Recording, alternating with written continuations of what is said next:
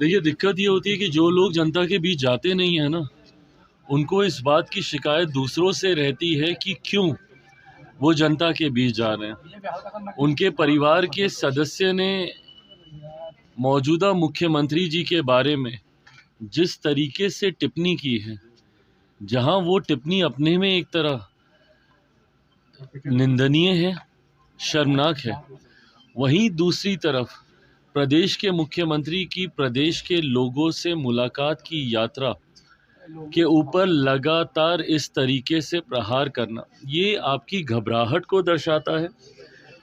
क्योंकि हकीकत है ये कि जब तक ये लोग सत्ता में रहे थे, कभी इन्होंने जनता से संवाद करना या जनता के बीच जाना ज़रूरी नहीं समझा। जब जब ये या इनके परिवार के सदस्य सत्ता में आते हैं तो अहंकार इतनी चरम सीमा पर होता है कि जनता के बीच जाना तो दूर, जनता के लिए दरवाजे भी इनके बंद रहते हैं। ऐसे में मौजूदा मुख्यमंत्री नीतीश कुमार जी की इस यात्रा के भय से, ये डर का ही परिणाम है कि एक के बाद एक जहां व्यक्तिगत टिप्पणियां मुख्यमंत्री जी के ऊपर की जा रही हैं, जहां अशोभनीय टिप्पणियां उनके ऊपर की जा रही हैं, तो ये बेफिजूल के आंकड़े डाटा निकाल के दिखाए जा रहे हैं। क्या इससे पहले जब इनके परिवार के सदस्य इस पद पर थे और वो लोग जब किसी कार्यक्रम में जाते थे तो क्या उस पर खर्चा नहीं आता था? ये एक व्यवस्था का हिस्सा है, पर इसको इस तरीके से प्रदर्शित करना, इसको इस तरीके से दिखाना आपकी घबराहट को दर्शाता है। आगामी विधानसभा में उपचुनाव ने दर्शा ही दिया। जिस तरीके से 4 सीटों पर उपचुनाव हुए थे और एनडीए का 100% स्ट्राइक रेट रहा था इस उपचुनाव में, और उसमें तो कई सीटें ऐसी हैं जिसको ये लोग अपनी जागीर मानते थे। बेलागंज जैसी सीटें ये लोग सोचते थे कि हम लोग कभी इस सीट को हार ही नहीं सकते। जब ऐसी सीटें ये लोग हारे हैं तो इस बात की घबराहट इनके मन में इतनी ज़्यादा है क्योंकि परिणाम इनको अब दिखाई दे रहे हैं।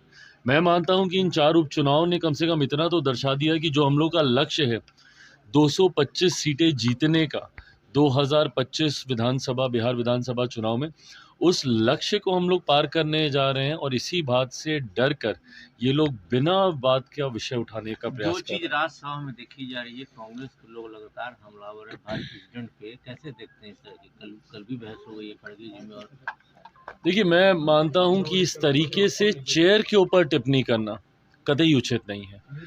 और कांग्रेस और इनके तमाम घटक दल जिस तरीके से कॉन्स्टिट्यूशनल पोस्ट पर, कॉन्स्टिट्यूशनल संस्थाओं पर जिस तरीके से ये लोग आरोप लगाते हैं, ये सही नहीं है। आप अराजकता के माहौल में आप नहीं जी सकते हैं। आपको संस्थाओं पे यकीन करना होगा। जांच एजेंसीज हों, चुनाव आयोग हों, एक के बाद एक हर किसी पर इन लोगों ने आरोप प्रत्यारोप लगाने का काम किया। और अब जिस तरीके से चेयर के ऊपर भी ये सवाल उठा रहे हैं, ये कतई जायज़ नहीं है। वो एक संवैधानिक पद है जो संविधान की मर्यादाओं में रहते हुए निर्णय लेने का कार्य करता है। ऐसे में जब आप उस चेयर के ऊपर इस तरीके की टिप्पणी करते हैं, ये कतई उचित नहीं है। आप चुनाव को लेकर आप टिप्पणी करते हैं, चुनाव आयोग को लेकर टिप्पणी करते हैं, जिन राज्यों में आपकी सरकार बनती है वहाँ पर आप चू नहीं करते, बट जहाँ आपकी सरकार नहीं बनती वहाँ पे ईवीएम पे ठीकरा फोड़ते आप नहीं थकते। अगर आपको विश्वास ही नहीं है चुनाव आयोग पर या ईवीएम के द्वारा, तो आप बताइए ना, फिर आप लोगों ने झारखंड में इतना भव्य शपथ ग्रहण का समारोह क्यों किया? मना कर देते। महाराष्ट्र में तो आप लोग यही सवाल उठा रहे हैं ना। तो अगर महाराष्ट्र में ईवीएम से चुनाव हुए वो गलत है, तो झारखंड में ईवीएम से चुनाव हुए वो सही कैसे हैं? कल प्रियंका गांधी जी जब सदन में बोल रही थी, वो भी इसी ईवीएम के परिणाम से जीत कर आई हैं और उसके बाद वो बैलेट पेपर की वो मांग कर रही हैं। तो जहां पे परिणाम आपके पक्ष में आए वो सही। अगर इतना ही है तो आप हिम्मत दिखाइए, जितने आपके सांसद, जितने विधायक हैं जो ईवीएम के माध्यम से जीते हैं, सबका इस्तीफा करवाइए। पूरा विपक्ष एक साथ एकजुट होकर बोले कि हमें नहीं इस व्यवस्था पे यकीन, हम सब इस्तीफा दे रहे हैं। आज ही घोषणा कर दीजिए कि अगले किसी भी विधानसभा के चुनाव या लोकसभा के चुनाव जो ईवीएम के द्वारा कराए जाएंगे, हम उन चुनाव में हिस्सा नहीं लेंगे। पर ऐसा नहीं करेंगे। आपको सत्ता का सुख भी भोगना है जिन राज्यों में आपके पक्ष में परिणाम आए हैं, संसद में भी आपको जाना है, विधानसभा में भी आपको जाना है। पर उसी संसद और विधानसभा में खड़े होकर जिस प्रक्रिया के माध्यम से आप चुनकर आए हैं, उसके ऊपर आपको उंगली भी उठानी है। और उंगली उठाते उठाते टीका टिप्पणी करने से आप चेयर पर भी इस तरीके के विवादित बयान देने से आप बाज नहीं आते। ये गलत है, ये लोकतंत्र की मर्यादाओं के प्रियंका गांधी खिलाफ। के पहले भाषण को कैसे देखते हैं? कल उन्होंने जो पार्लियामेंट में भाषण दिया, उनका पहला भाषण था।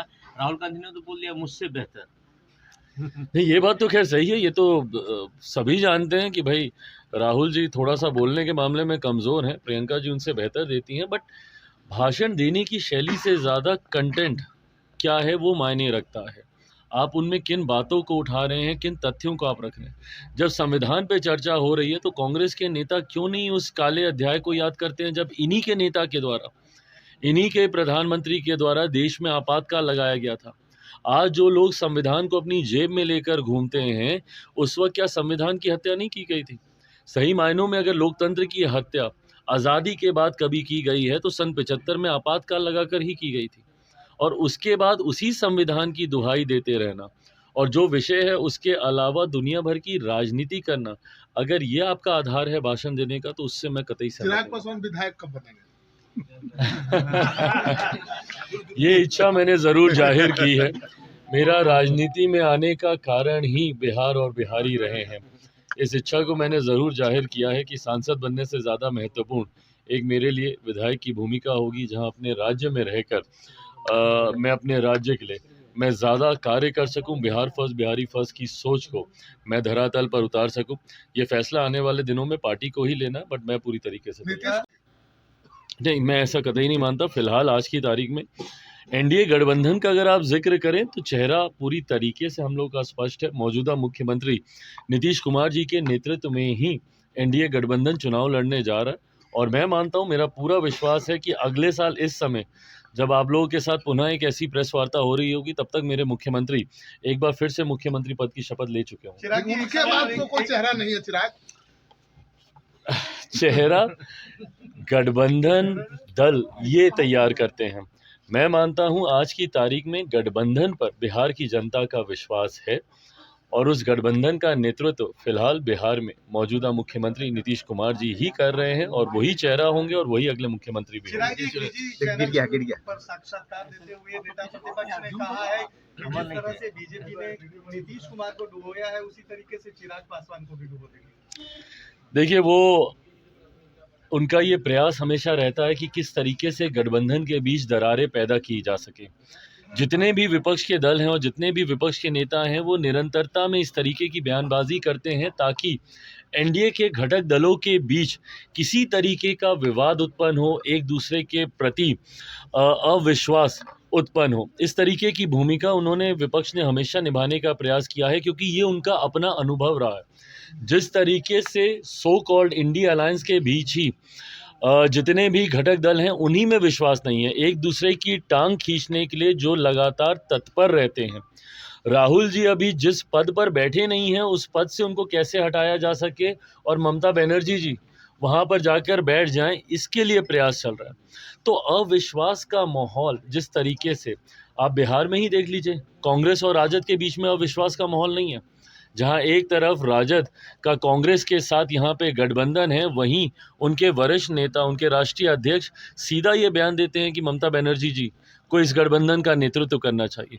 तो जो दरारें उनके बीच में हैं, उन्हीं दरारों को वो एनडीए गठबंधन के भीतर भी देखना चाहते हैं, क्योंकि उनसे ये बर्दाश्त नहीं होता कि एनडीए गठबंधन के तमाम पांचों घटक दल इतनी सहजता के साथ एक दूसरे के साथ कैसे हैं। मैं मानता हूं कि अभी कुछ दिन पहले संजय झा जी के यहाँ जो डिनर हुआ है, उसको लेकर भी ये व्याकुलता है, क्योंकि ये लोग हमेशा चाहते हैं कि किसी तरीके से हमारे बीच में कोई दरारें पैदा हों। पर मैं उनको इस बात का विश्वास दिलाता हूं, मेरे विपक्ष के तमाम साथियों को, कि उनकी इन बातों का कोई असर एनडीए के घटक दलों के ऊपर नहीं होने वाला। एक साथ, एकजुटता के साथ हम लोग चुनावी रण में उतरने जा रहे हैं और इसको जीतने जा रहे हैं। Thank you.